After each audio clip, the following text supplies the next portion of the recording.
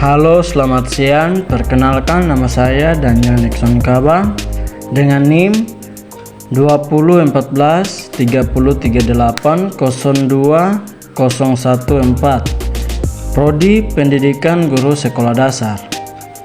Ya, di sini saya akan menjelaskan tentang tugas statistika. Materi yang saya ambil di sini tentang grafik histogram dengan dosen pengampu Bapak Roy Marten Rahandra, MSI. Untuk itu, ayo kita bersama-sama menyimak penjelasan yang akan saya jelaskan pada video kali ini. Sebelumnya, saya minta dukungan dari teman-teman buat jangan lupa like, subscribe, dan share video ini agar teman-teman tidak ketinggalan video lainnya. Terima kasih. Itulah penyampaian dari saya. Ayo kita bersama-sama masuk dalam penjelasan tentang grafik histogram. Ya, saya akan menjelaskan tentang grafik histogram. Histogram adalah grafik yang berisi ringkasan dari sebarang atau dispersi atau variasi suatu data. Histogram adalah grafik batang yang menampilkan frekuensi data.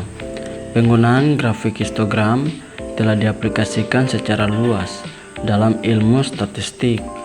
Jumlah titik data yang terletak dalam rentang nilai atau kelas menjadi sangat mudah diinterpretasikan dengan menggunakan grafik histogram. Kemudian, pada grafik histogram dibangun berdasarkan satu kelas interval atau titik midpoint pada sumbu horizontal dan berupa frekuensi absolut. Misalnya dalam bentuk angka 10, 20, 30, dan seterusnya.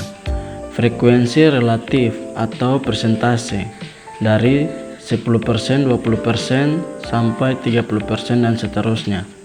Pada sumbu vertikal, artinya angka pada sumbu vertikal menunjukkan banyaknya hasil observasi tiap-tiap kelas. Satu kelas interval adalah jenis kategori. Interval kelas dapat mewakili satu nilai dalam distribusi frekuensi atau sekelompok nilai dalam sebuah distribusi frekuensi. Selanjutnya, kita masih masuk di pengertian grafik histogram. Pada histogram, tidak ada jarak antara batan atau bar dari grafik. Hal ini dikarenakan bahwa titik data kelas biasa muncul di mana saja di daerah cakupan grafik. Sedangkan ketinggian bar sesuai dengan frekuensi atau frekuensi relatif dari jumlah data di kelas. Semakin tinggi bar, semakin tinggi frekuensi data. Semakin rendah bar, semakin rendah juga frekuensi data. Ya, kita masuk ke bagian yang berikut, yaitu manfaat grafik histogram. Grafik histogram memiliki 4 manfaat. Manfaat yang pertama yaitu ingin menetapkan apakah proses berjalan dengan stabil atau tidak. Manfaat yang kedua, ingin menetapkan informasi tentang performa sekarang atau variasi proses. Yang ketiga, ingin menguji dan mengevaluasi perbaikan proses untuk peningkatan. Dan manfaat yang terakhir, ingin mengembangkan pengukuran dan memonitori peningkatan proses. Selanjutnya, saya akan menjelaskan langkah-langkah pembuatan grafik histogram. Langkah yang pertama yaitu pengumpulan data. Merupakan fase yang sangat penting dalam membuat histogram. Histogram dibuat dari data yang dihasilkan melalui cara pengambilan sampel dan dapat memenuhi perwakilan dari populasi. Langkah yang kedua dari grafik histogram adalah pengelolaan data. Pengolahan data merupakan fase yang sangat penting dalam membuat histogram. Histogram dibuat dari data yang dihasilkan melalui cara pengambilan sampel dan dapat memenuhi perwakilan dari populasi. Agar histogram dapat memberikan gambaran yang akurat tentang kondisi, hasil, produk, layanan, khususnya dalam menentukan besaran nilai, tengah, atau standar, maka pengolahan data menjadi hal yang tidak kalah penting dengan fase pengumpulan data. Langkah yang ketiga dari grafik histogram adalah menentukan lebar atau panjang kelas.